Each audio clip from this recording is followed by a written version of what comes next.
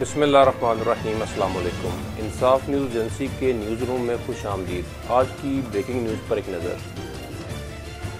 मैं हूं अनायतुल्लाह अंजम क्लेर, bureau chief, इंसाफ news agency, मंडी बहाउद्दीन। खबर शामिल करते हैं मंडी बहाउद्दीन से।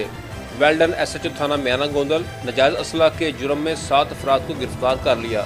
तफसीलात के मुताबिक district police officer Sajid Hussain Khokhar की हिदायत पर अमल करते हुए SHO थाना मियाना गोंदल नवाज वड़ैच की नाजायज़ असला रखने वालों के खिलाफ ग्रैंड ऑपरेशन एक रात में 7 अफराद को गिरफ्तार कर लिया।